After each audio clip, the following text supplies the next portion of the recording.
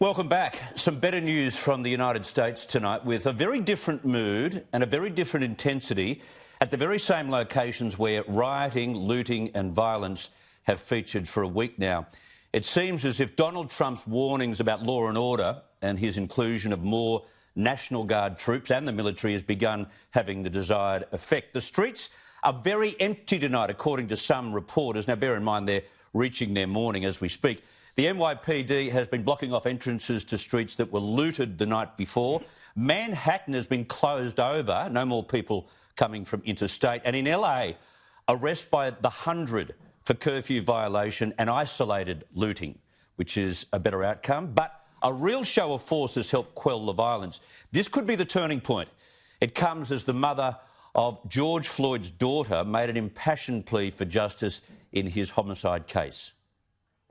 This is what those officers took. I want justice for him because he was good. No matter what anybody thinks, he was good. And this is the proof that he was a good man. But the nation, of course, is still tense. It won't take much to trigger aggression from either side. And to take us through what this could all mean, the Executive Director of the Centre for Independent Studies is US-born broadcaster Tom Switzer. Good evening to you, Tom. G'day, Chris. Good to be with you. You've got Richo with you as well. We hoped today would be a turning point. Has it been a turning point? Oh, I think it's too early to tell. I mean, this is early June, early summer. And if you look at the race riots from the mid to late 1960s, these are the long, hot summers from Watts to Washington, D.C., particularly after the assassination of Martin Luther King. They went for several months. And I think what complicates the situation today in America is that we still have to wait for the full impact of the coming economic recession. It's not inconceivable that unemployment will be double-digit. In fact, it's more than likely going to be double-digit. It could even be 20%. Here we are in Australia fretting about 8% unemployment. There's 20% unemployment in America. There'll be a lot more people in those inner-city areas very agitated. So this could well be a long, hot summer, Chris. Is much of it directed at Trump, or is it simply about poverty and despair? Or, you know, does Trump motivate people to get out there on the street? I think there's no question that Trump is a polarising figure and he probably upsets a lot of the peace protesters.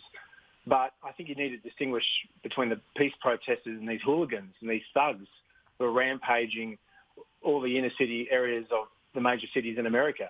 I don't think they can be reasoned with, frankly. And their circumstances varies from individuals, but they're basically poverty-stricken and they hate white America, and they're taking action into their hands. Of course, there are extremist elements here as well, like this left-wing militant group, Antifa, that hates Trump with a passion. But I do think you need to distinguish between the protesters, generally speaking, and these thugs who are rioting and looting all these cities. Tom, I know the President copped a bit of a barrage for turning up at the chapel near the White House, but these are God-fearing people in the United States. Do you think some interpreted the message positively? Well, not if you read the Washington Post and the New York Times. Look, I think the key question here is whether Trump's Nixonian tactic of linking Democrats to crime and disorder can work. And it's already clear that the Trump campaign, certainly for the next 6 months, is following a similar strategy.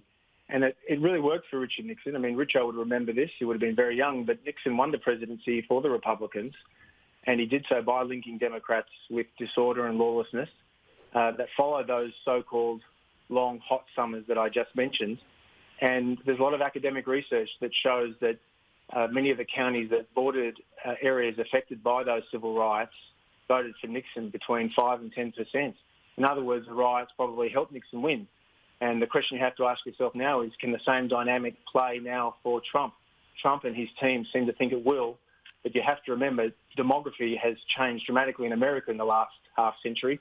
To give you an example, Richard Nixon won the state of California pretty convincingly in 1968 and indeed in 1972 when he was re-elected in a landslide. For California these days, there's no way in the world Trump could possibly win a state like California. So it is very complicated. And this will obviously all play out during the course of the next 6 months. Richo? Well, I wonder when you talk about how complicated this is, isn't it just much the same? It's been going on since America, like since the Civil War.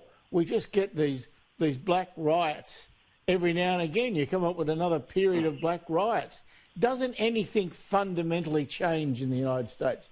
Doesn't anything happen to lift black people out of this need for expressing themselves in this way? Well, Richard, I do think we should take solace in knowing that for many black Americans, the middle class has become more prosperous and it has grown dramatically since the 1960s. No question about that. If you just look at the major representation of black chief executives, interracial marriage, always a sign of harmony, that's been increasing dramatically in the last 50 years. There are many prominent African Americans in higher ranks of the US Army. I could provide a whole bunch of statistics that show that the black middle class has prospered during the last 50 years. However, you're quite right, there is significant segments of the underclass that just haven't really seen an improvement in their lot. And opinion varies as to why this is the case. Obviously, liberals or left liberals in America will argue that racism is institutionalised in America, whereas many conservatives would say, although there are problems in the police force, you can't really say that racism is institutionalised, because whenever a terrible thing happens to an African American, more often than not, that person will be jailed and they'll face the full weight of the law, as we've seen with the guy who murdered George Floyd. So, it is complicated. I think one other point conservatives, quite rightly in my judgment, make is that many of those great society welfare programs have just inadvertently encouraged that underclass. Welfarism should not be designed to keep people entrenched in poverty. It's a way of trying to help them get further ahead, but it hasn't worked like that in the United States. Clearly, in many of these bad ghetto areas, it's pretty much remained the same as it was in the 60s. Yeah, somehow you've got to give them a hand up instead of a hand out, as Noel Pearson would say. Joe Biden was keen today to blame the president for fanning the flames of hate. Here's what he had to say. I don't have the grab. Will that resonate with what Joe Biden said today? Well, Biden is quite right to empathise with those who are outraged by what happened in Minnesota. He's absolutely right. I mean, all politicians are more or less saying the same thing. The problem he's got now is that he's got to find a balance. And this gets to the heart of the problem for American liberalism in the post-60s era. Liberalism, which is the left liberalism of the Lyndon Johnson era, and it was basically the mainstay of the Democratic Party until Bill Clinton came to power, that has really unravelled, not because of the Democrat support for civil rights, but because of all that crime and murder and theft and unrest and disorder that occasionally crops up. That only pushes a lot of ordinary voters to the Republican camp. And so Biden needs to make it very clear that he's tough on law and order, as well as, obviously empathising with the plight of blacks who have been subjected to terrible police brutality. If you just look at it from, a long way away here in Australia, sitting in an armchair and musing about it, how is it that the Democrats couldn't come up with somebody better than Biden? I mean, really, I just look at him and he's just bloody hopeless. He's an old man who forgets where he was sitting yesterday. This bloke's just not up to it. How the hell did he get the job? Well, many Democrats and Liberals were saying the same thing about Donald Trump in 2016.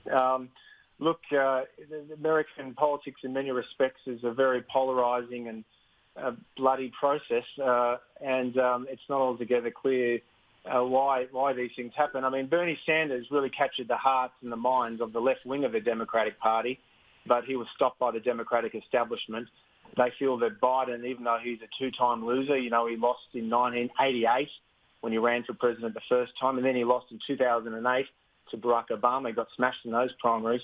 He's been around for a long time. He's very experienced, but he is gaffe-prone, and he hasn't really been tested throughout the last few years since he left the vice presidency. So, mind you, Richo, you know better than anyone in politics, low expectations is a priceless political gift. Well, it certainly is. And I expect nothing from this bloke, that I assure you. Well, bear in mind, you and I were probably saying the same thing about Donald Trump at this stage of the electoral cycle in 2016. I certainly was. And he won the election. I mean, the thing about politics is these days, it's so unpredictable, so volatile. Anyone who's making a prediction about the November election now, I think, is a mug. Circumstances can change very quickly. We saw that in Australia with Scott Morrison. We saw that with the Brexit vote in 2016. And, of course, we saw that with Trump beating Hillary in 2016. It's very volatile. Do you think, though, the whole George Floyd episode and the riots that have occurred afterwards are ripe for the picking for Donald Trump to use and charge to victory in November? Well, as I say, if he uses the Nixonian tactic, which many of his miners are suggesting he do, where he paints the Democrats as soft on law and order, that could help. But, again, you've got the demographic issue. Remember, Donald Trump has never been a popular president. He's never had an approval rating of more than 50%. It's always hovered between the early 40s and the late 40s at best. Now, that doesn't mean he can't win the election. As you well know, to win the presidency, a candidate needs to win the majority of the electoral college votes, which is distinct from winning a plurality of the votes. So it's quite conceivable that Donald Trump may not win the popular vote, but he can still win the presidency if he holds on to those Midwest states that usually vote Democrat. And, I wouldn't write him off. Anything's possible. You got one last one for Tom, Richo? Now, look, I watch him and I say, you said, I always marvel at this bloke. You say the Midwest states. I mean, there's no sign that he's lost those states, is there really? None. I haven't seen the latest public opinion polling in the last week, but no, I think Biden has a decent chance in those states because he appeals to a lot of white working class folks who are fed up with globalisation and identity politics. Now, the problem for Biden is if he takes a tough stand on identity politics and all these trendy left issues, he'll alienate all the lefties. and in America, as you well know, voting is not compulsory. So it's a risk for the Democrats. I wouldn't write Trump off, but again, it's such a volatile situation. Who can make any concrete calls at this stage? Now, Tom, you are an expert in United States politics, but I bet you don't have a claim to fame like Richo has. Is it not true, Richo, that you once dined with the one and only Donald Trump? Of course it is. Don and I are old mates. I had breakfast with him at his humble pub in Manhattan once upon a time, yes. This is true, Tom. I was sitting with the guy. I was sitting there with the guy who invented 60 Minutes in America, and as I sat there, old Donald walked in and said hello and decided to join us. So yeah, he's an old mate of mine. I mean, I've just got these branches going out everywhere, mate. You could possibly say that you've both moved from the left to the right over the years, eh? What did you make of him at that stage, Richo? What were your impressions of him sitting down, having breakfast, and you thought to yourself, this guy is headed where? Certainly not politics. No, I didn't imagine him in politics, but I'd have to say, and I have to consider, I thought he was pretty bright. He was no dill, and he was entertaining company. What can you say after one breakfast? He wasn't my best mate, but I liked him. It was a pleasant time. Well, I'll leave you with this one, Richo. This will intrigue you. In 1987, Donald Trump went on Donahue, those midday television programs, and he was talking about political issues. He was actually railing against Ronald Reagan's position on trade and US alliances. But leaving that aside, Richard Nixon saw the performance and he was so impressed, he wrote Donald Trump a letter. This is in 1987. And Nixon told Trump in a letter that my wife saw you too, and she believes that you will one day be a political winner, so maybe you should run for office.